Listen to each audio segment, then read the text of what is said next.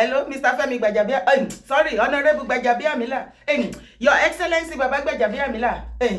Ẹwà. Information kan ló sáré ń tó mi létí nísìnyí náà wọ́n tèmi sáré pè mí pé dára ó ti ń ṣẹlẹ̀. Òun ni mo ní kí wá confirm látọ̀dọ̀ yín. Ká lè mọ bí tí àrá máa ta máa rán àrá sí. Ẹni? Yes. Ẹni kí ló fa àrá? Thunder nìyẹn. Yes. Ká lè mọ bí kí àrá má lọ mú wrong person ni. Àwa ológo alọ́lọ́run ṣùgbọ́n a ní àrá tó dájú. Kò rújú. Bàbá Gbàjà ẹ ti ẹ̀ sì gbọ́ àrá ló ń bẹ̀ yín lẹ́rù. No. Ẹ ní láti bẹ̀rù àrá.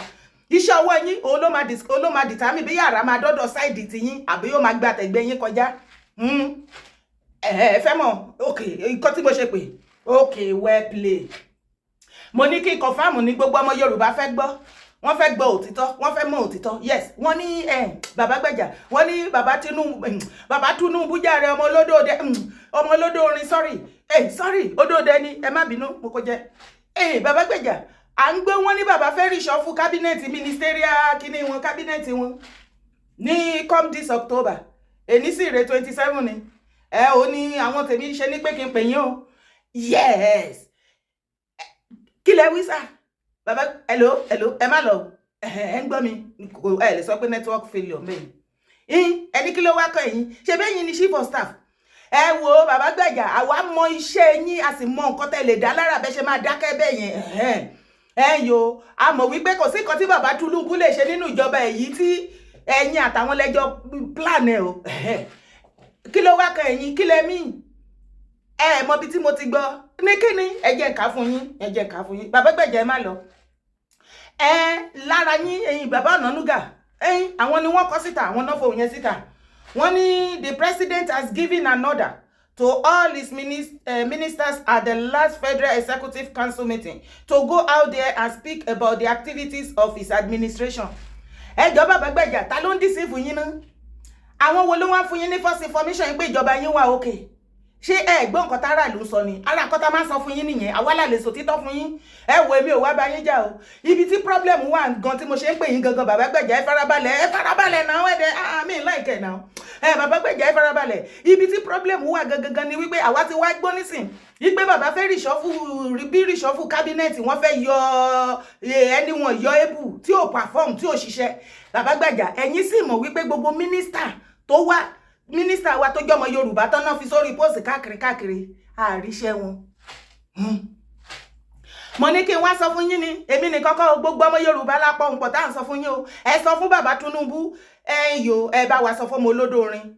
Sorry olódòdẹ yes odòdẹ irin náà fi ṣe dẹ̀sà ihun kò yé yín ẹ bá wa sọ fún wọn ni wípé gbogbo àwọn tó fi sí ipò minister senator gbogbo wọn governor councillor gbogbo wọn ṣe náà dà rádaràdà náà bá kiri èwo tí ẹni ráìsì tí gbogbo yín máa tí bàbá máa ń gbé jáde ganan ẹ bá wa sọ fún bàbá yìí pé tó bá jẹ́ pé inú ráìsì ni wọ́n ṣiṣẹ́ yẹn sí àwa tí Ọlọ́run ti yà wá ya Sátánì ráìsì wọn àwa jẹ ráìsì bàbá mọ́ kí ló dé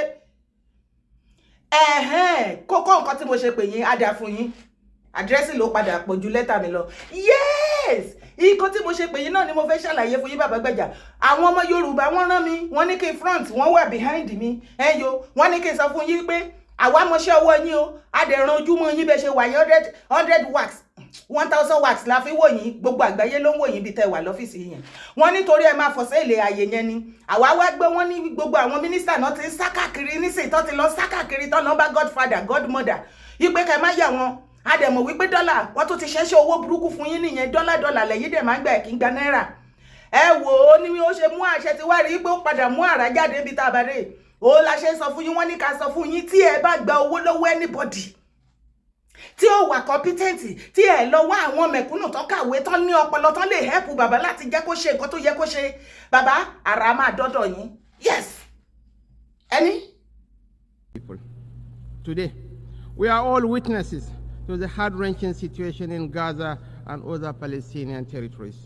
We cannot discuss war and peace, conflicts and resolution, or humanitarian imperatives today without reflecting on the Israeli-Palestinian conflict that has been raging since 7th August last year. Of course, the conflict predates this period and has been simmering for a better part of half a century.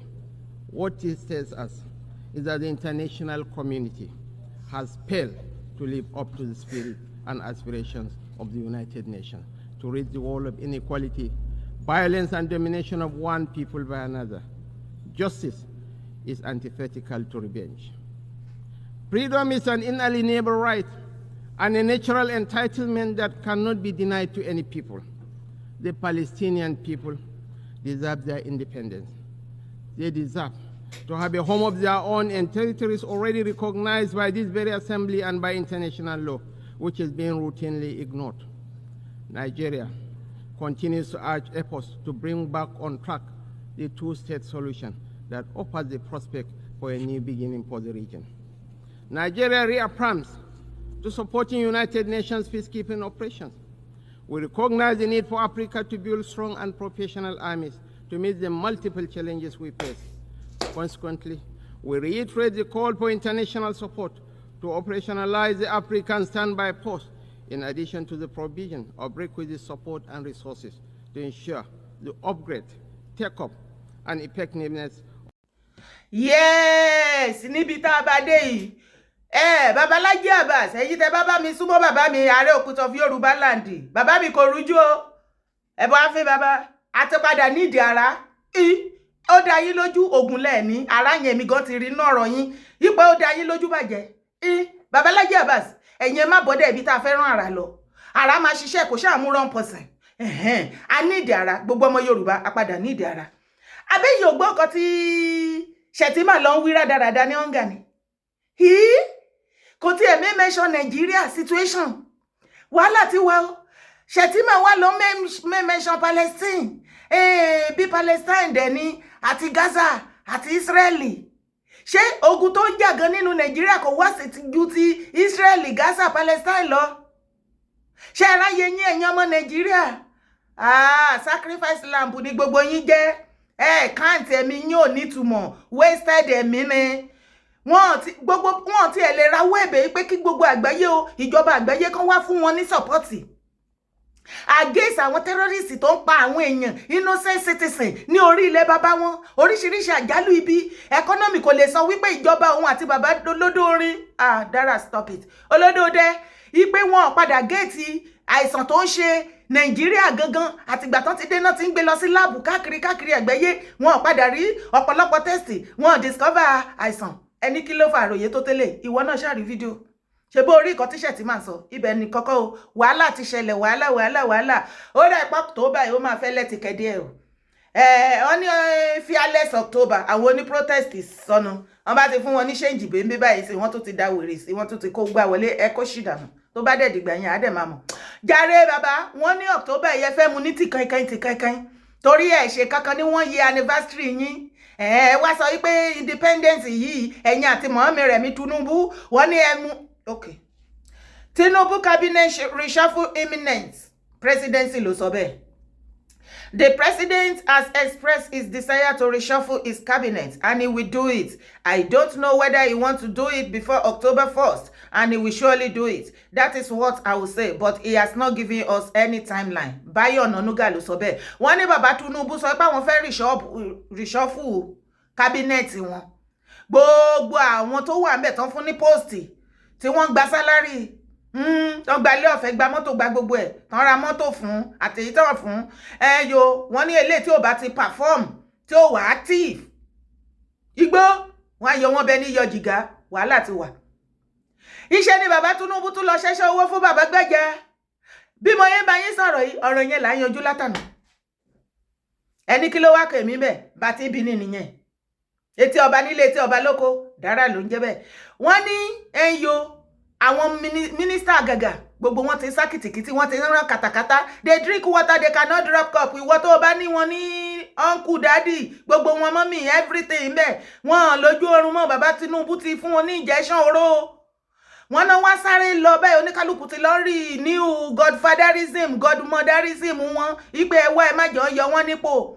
ṣé mi pariwo tó wípé gbogbo mínísítà gbogbo yín akọ̀ ń pariwo pé bàbá Tinubu gbogbo àwọn póòsì tó kó fún àwọn ọmọ Haúsá tí bàbá Aṣọ́yù Buhari tó kó àwọn fámìlì ẹ̀ síbẹ̀ wípé bàbá Tinubu ti kó àwọn ọmọ Yorùbá síbẹ̀ ṣùgbọ́n mo wá sọ fún yín wípé ọmọ Yorùbá tó ti wà ń bẹ̀ náà ààrẹ jẹ́ àròmìnira àgbọ́kánwúkọ́ wọn ò wà useful wọn kàn wà useless síbẹ̀ wọn kàn ń gbowó wọn ń gbalawé wọn ń gba gbogbo ẹ̀ lọ́rọ̀ kan ṣáwó dẹ̀ pé èwo nínú yín ló lọ fi ẹjọ́ ló bá wa padà gbé information lọ sétí bàbá Tinubu ó dẹ̀ pé ṣe iṣẹ́ wa ni kò lè jẹ́ bàbá Gbàjà àbí bàbá Gbàjà ni èwo nínú yín lọ́rọ̀ kan ṣá bàbá olódórin wọ́n ti padà gbọ́ màtátà ń sọ yìí bàbá ti ní gbogbo ẹ̀yin tó ń fi sípò tẹ́ ẹ̀ ṣiṣẹ́ tẹ́ wà active yíyọ ọlọ́mọ ayọ yín dànù wàhálà ti dé ẹ wá mọ ibi tó wá worst sí ẹjà sáré débẹ̀. Onanuga added, the president has given an order to all his ministers at the last Federal Executive Council meeting to go out there and speak about the activities of his administration. Ṣé ti gbọ́? Bàbá Tinubu ní gbogbo ẹ̀yin mínísítà gbogbo kábínẹ̀tì òun wà competent ìdí ni wípé ariwo àwa media online ló ń tú àṣírí àwọn ẹ̀yin ó yẹ kẹ́ máa grant interview wèrè kiri ìgboro kẹ́ máa parọ́ ohun tẹ́ ẹ̀ ṣe ṣẹ̀dẹ̀ mọ̀ wípé tẹ́ bá ti rí irọ́ ẹ ti rí APC tẹ́ bá ti rí APC ẹ ti rí irọ́ wọ́n ya wèrè gan tó bá jẹ́ Ọlọ́run ti mọ irú ìṣẹ̀dá tó ń dáhùn ó ti mọ irú ẹ̀dá tó jẹ́ ni Ọlọ́run ṣeun Ọlọ́run ó ṣeun tí ò padà fi ojú ọ̀nà láti lọ dé ọ̀run láti lè lọ bá wọn communicate àìjẹ́bẹ̀ APC àti kó kínní wọn á tún ti ìyẹn nìkan kọ́ o bàbá Tinubu ní gbogbo wọn kú ẹnu àwa tá wà online àti fẹ́ bayé wọn jẹ́ ipe gbogbo àṣìṣe wọn là ń point every now and then àwọn eléyìí ó yẹ kó bọ́ síta kó máa grant interview kó máa lọ káàkiri party everywhere kó máa pariwo iṣẹ́ ribiribi tí gọ́fìmẹ̀ntì wọ́n ṣe ìwọ náà tó ń gbọ́ mi bó ṣe wà tó serious pẹ̀lú mi mo rí pé ó serious gan ni ó ti ń dúró kán yọ mínísítà ni anyway bẹ̀kọ́ là ń lọ bá mi kọ́ síbi comment section àbí kábínẹ̀tì ti dàrú ni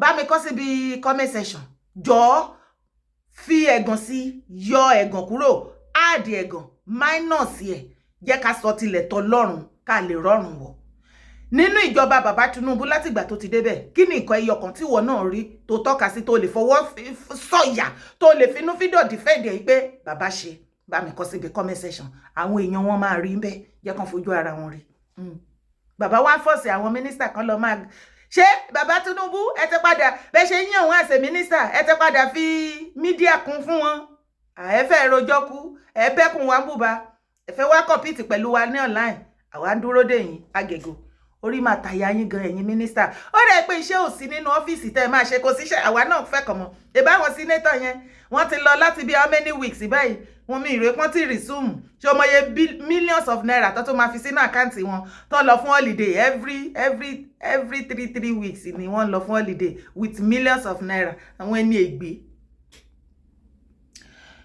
ẹni rán ni mo pa pé bàbá Tinubu sọ bẹ́ẹ̀ ó yá jẹ́ adé bẹ́ẹ̀ some of them ohun tí bàbá Tinubu sọ rẹ̀ some of them have been media shy àwọn mínísítà ni o ẹni mínísítà tí ò bá ti lè fèsì mídíà nínú ìjọba bàbá Tinubu kó lọ máa pa irọ́ ní tí bàbá Tinubu ò lè ṣe tá fi jáde láyé wọ́n ló ti lùsì post ẹ̀ wọ́n ní nítorí pé ẹ̀yin mínísítà you are media shy ṣe yé bá yín no wàhálà some of them have been media shy television shy ṣé NTA level lọ ní àbí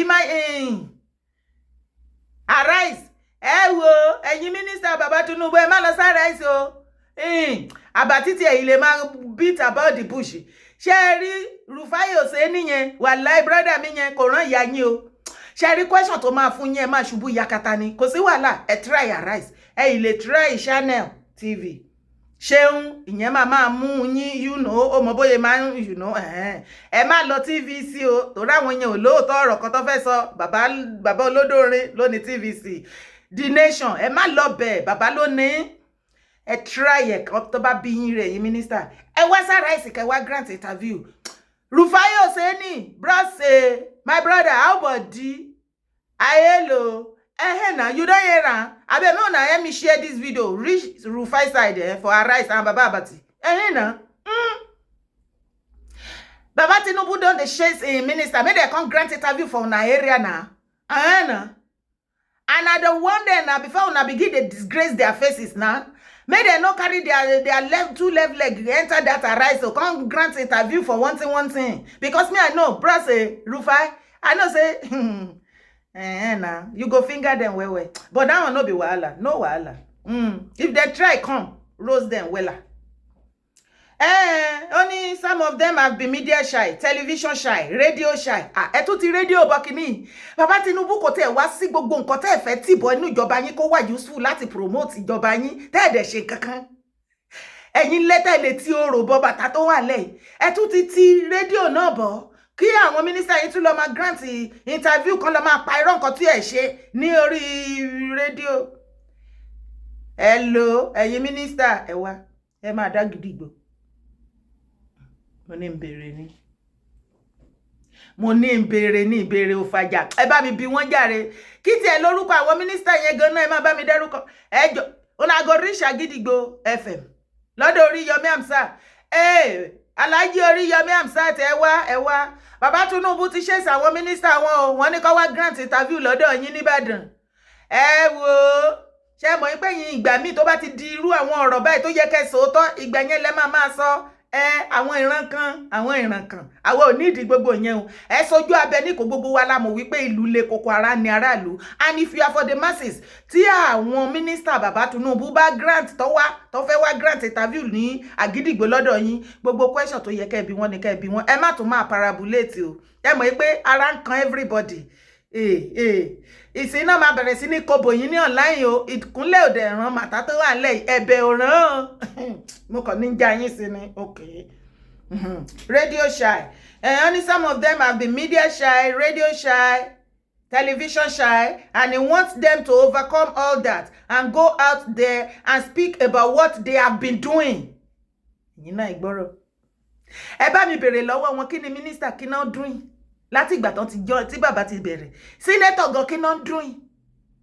Lẹ́yìn pé gbogbo wọn kàn kówó sápò ara wọn. Wọ́n kàn mú gbogbo owó tí bàbá lọ ń yá wá. Wọ́n á dẹ̀ ti dé wọ́n á pè ní bàbáṣí. Kí lẹ doing tí bàbá ní kẹ́ wá máa ṣàlàyé. You do nothing, you do rubbish. Ẹ jọ̀ọ́. Lóde tí mo wá múra kankan. Ẹ wá, ẹ jọ̀ọ́. Kó má dàbẹ́ ni wípé mo hate wọn torí bí mi gan ṣe wá múra kankan ẹ báyìí sẹ́yìn. Wọ́n lè máa rò pé one thing like say me I hate them and God knows say me I no hate them. I no even sabi them. Wetin concern me concern them. Àánú masisi náà ló ṣe mí ọ̀rọ̀ masisi dẹ̀ lágbára wọ́n ṣòro jà kó tẹ́ ṣe ti Nàìjíríà. Àwọn country mi lè jà fún masisi wọn àmọ́ lóore. Ṣùgbọ́n ìwọ tó bá ó lọ jà fún masisi Nàìjíríà wàhálà importable voice ni o. Àwọn gan no máa roast ẹ náà máa gé ẹ̀jẹ̀ kí ló kàn ẹ̀ ńbẹ̀ fi ilẹ̀ igbá kàwó kan. Ẹ̀yin fúnra lára yín ẹ̀yin náà drop comment síbẹ̀. Comment ẹ káǹtì àwọn ọmọ wọn wà lábẹ́ ẹ̀bẹ̀ yẹn mo kàn ní kí n jí sọ fún ẹni wọ́n ka comment ẹ. Ìwọ náà wá bá mi kọ síbẹ̀ bá mi bèrè lọ́wọ́ àwọn minister Baba Tinubu àti bàbá olódórin àti Gbàjà wípé kí ló ṣẹlẹ̀ gangan what kafa. Kí ló dé tán force àwọn nígbà tí wọ́n sáàkì media kíní wọ́n wá ní kí minister ṣé wọ́n bàbá ti switch media pẹ̀lú ministerial job wọ́n ti di portfolio méjì ni torí kò yé ni ṣebí ṣé téèyàn bá rí ṣe òun lè yàn abọ́síta wá sọ̀rọ̀ pa ìgbà tó bá ṣe kankan kí ló fẹ́ wá rí sọ nothing babu ìrọ́pọ̀ ẹja máa kà lọ. Because the feeling out there is that government is not doing enough and the government has been doing a lot. Baba Tinubu lẹ́yìn ẹ̀ ń parọ́ o. Ẹni tó bá jó lódò orin òun parọ́ ẹ̀yin òun pa ẹ̀ mú láàyè ni lẹ́yìn. Àwọn èwo nínú yín ló lọ fún Baba Tinubu ní false information wípé ìjọba wọn wà okay. Lẹ́yìn wá force àwọn minister yín kó bọ́ síta kan wá máa rojọ́ nǹkan tí ó sì. Wípé all what your government have been doing nígbà tẹ́ ti débẹ̀ àsàrẹ orílẹ̀-èdè kí lẹ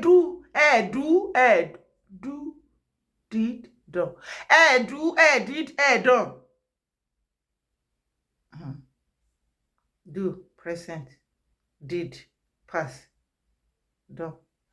Pass gbogbo ẹ do bàbá Tinubu àwa làwa máa sòótọ́ ọ̀rọ̀ fún yín ìjọba yín kan gógó ìjọba yín ó fi okùn sọ́rùn gbogbo masisi kò tẹ̀ wá ṣàwọ̀ tó wà Nàìjíríà nìkan àwa tá wà lábúrọ̀d ẹ ti fẹ́ gbẹ̀mí lẹ́nu wa torí àwọn tá ẹ̀ fogun mọ́nu ilé àwọn gò jẹ́ káwa sinmi gbogbo wa lẹ́ fokùn sí wa lọ́rùn ṣe fẹ́ fún wa lọ́rùn pani ẹ̀yin dù kí lẹ dù tẹ́ ẹ bá dù àwọn ò ní bias mind kankan tẹ́ ẹ bá ní nǹkan gidi kan tẹ́ ẹ ṣe wà lẹ́ somebody like me máa fọn rere yín fáyé wípé bàbá eré lè ṣe o àwọn ọmọ yín gan ẹnu wọn á tọrọ wípé àbábọ́ ló dédé nǹkan kékeré kẹ́kan tí ẹ rí ṣe wọ́n á máa fi kọrin ni wọ́n á sọ́dọ̀ orin ni wọ́n á sọ̀pá sílùú but for you tẹ́ ẹ gbọ́ nǹkan kan ẹ do nothing. èwo nínú yín ló lọ ń parọ́ fún bàbá yìí pé bàbá ń ṣe nǹkan èpè náà fún yín lójoojúmọ́ àtàgbà àtọmọdé àtọkùnrin àtobìnrin. And it is up to them to go out there and blow their own trumpet. Which trumpet? They should go out there and talk about what their ministries have been doing. And do nothing.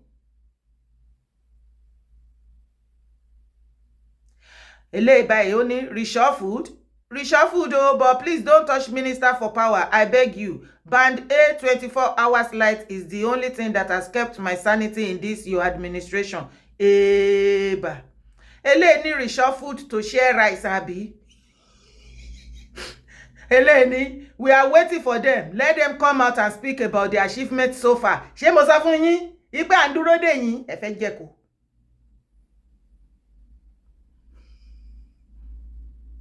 Eleni àìtáyà ọ̀la ìṣe na secret court. Ìwọ ò tí mọ̀ pé kàbá bàbá Tinubu Nàìjíríà òun ló worst Johnson. Eleko te ti parí ẹ̀. Eleni they know they have done nothing including you sir. Ṣé ti rí. Ṣé yín náà ti ń gbọ́. Bàbá Gbẹ̀jà ṣé ń gbọ́. Ṣé ti wá rí wípé ara lè padà bá kíní ìdè. Màtá tó wà lè padà yọ ara àwọn ológun alọ́lọ́run ṣùgbọ́n ara dájú. Bàbá Laji Abbas èmi máa pè yín personally ẹ máa yá wa ní ara. Àwa gan fẹ́ àwa aráàlú tí bàbá Tinubu bá láwọn san lórí tán lọ ti orò bọ màtá tó wà lẹ̀. Àwa aráàlú gan máa jẹ́ kó mọ̀ wípé àwa gan máa ti ara bọ màtá tó wà lẹ̀. Ara orò eba orò ara orò eba ara pàdé orò ara lágbára ju orò náà àbí ẹ̀yin tẹ́ mọ̀ dáadáa nípa ara àtòrò. Ṣé ara ò strong ìjòrò orò ọ̀sán náà ń gbòòrò wọ́n dẹ̀ ní obìnrin ò gbúdọ̀ fojú róró ara náà tójò bá rọ̀ ara sán á la àyà wọn ara ní kẹ́ jẹ́ ká mú ẹ̀yin OPC bọ́lá ibi kí ló kan OPC inú màtá tó wà nílẹ̀ màtá yín ti páàkì sẹ́gbẹ̀ẹ́ ẹ̀yin APC ara máa versus oro lórí ọ̀rọ̀ ministerial ẹjọ́ òfò tẹ́ fẹ́ wá rò online okay ẹ fẹ́ wá máa rojọ́ ẹ fẹ́ wá bá wa speaker online ẹ fẹ́ bá wa taka kò sí wàhálà ẹgbẹ́ ń ta mọ̀ ń jẹ dé èwo nínú ẹ̀yin minister lẹ fẹ́ wá grant interview lọ́dọ̀ mi inú tèmi máa dùn láti interview yín o ẹ má mi like ṣe bí ká ti sọ òyìnbó ni nǹkan kékeré bó jẹ́ ẹ lè mú ti Yorùbá wá sí sẹ́ẹ̀dì bóde òyìnbó náà ẹbí ká ti sọ̀rọ̀ ni kò sí wàhálà èwo nínú ẹ̀yin mínísítà ló ń bọ̀ lọ́dọ̀ tèmi wá ṣe interview jàre ká lè tètè mú déètì ilé ní àti time ká dẹ̀ lè tètè ṣe flyers torí àwọn bàbá mi kábíyèsí lọ́lọ́kan òjọ̀kan àwọn bàbá mi baálẹ̀ lọ́lọ́kan òjọ̀kan àti oríṣiríṣi àwọn ìyálọ́jà mi ìyálájẹ́ ìyálóde àwọn ìyálàyàlàyàlà mi àti babaláku bàbá mi àwọn sisters ayé àwọn uncle auntie cos gbogbo wọn á pé bìbà sórí show gbogbo wa jọ máa da question bò ṣùgbọ́n kẹ́ ẹ̀ tó wá sórí ọ̀dọ̀ ti tèmi ẹ rò ó lẹ́ẹ̀mejì o àwọn views ti tèmi àwọn fans mi wọ́n náìsì o àwọn eléyìí òjòjú wọn àmì eléyìí tó wọn àmọ́ èyí tó kóró wọn á kó bòyín ẹgbà kọ question ni ibi oúnjà no time to waste time lọ́rọ̀ wọn anyway èmi á máa expect yín èwo nínú yín ló fẹ́ wá grant interview orí máa ta yín gan bọ̀ lẹ́ẹ̀kan sí bàbá Tinubu ẹ ṣe nǹkan kan mínísítà yín ò lè rí nǹkan kan wí ẹ má kọ́ sí kò sí wàhálà àwa ń dúró dè yín gbòòrò ṣùgbọ́n ẹ̀yin godfather godmother táwọn mínísítà wá sátẹ̀lé káàkiri bàbá gbàjà tí ẹ bá gbowó lọ́wọ́ ẹni mínísítà bẹ́ẹ̀ ṣe wà yẹn àrá asán fill in the gap.